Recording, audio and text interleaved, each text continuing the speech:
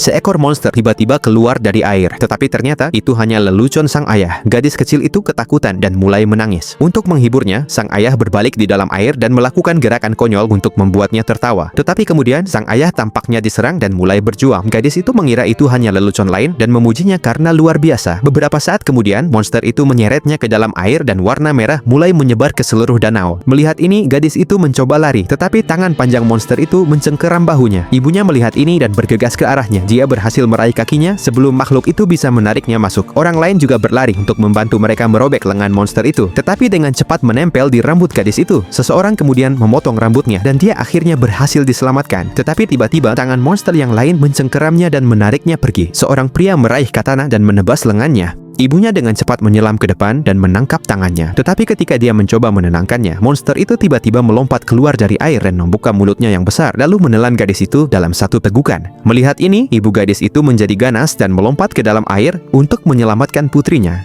Sekarang sang ibu menangis dalam kesedihan atas kehilangan putrinya. Dia memohon kepada makhluk itu untuk mengembalikan putrinya. Namun makhluk itu malah memakannya juga. Karena semua kekacauan ini, jembatan kayu di atas putus, membuat bayi seorang wanita terlepas dari tangannya dan hendak jatuh ke dalam air. Lalu tiba-tiba, seorang pria melompat ke sisi lain jembatan dan menyelamatkan anak itu. Namun makhluk itu tidak menyerah begitu saja. Ia menggunakan ekornya untuk mengerahkan kekuatan dan mencoba menarik anak itu ke arahnya. Melihat ini, pria itu menunjukkan kecerdasannya dan menarik wanita yang tergantung di atas. Tetapi makhluk itu ternyata lebih pintar dari mereka. Ia menghantam jembatan dengan kekuatannya yang menyebabkan anak itu jatuh ke dalam air. Sekarang monster itu berenang ke arah bayi itu. Tetapi pria ini tidak menyerah. Dia berpegangan pada lubang hidung seorang warga dan berhasil meraih bayi itu sebelum monster itu menyentuhnya.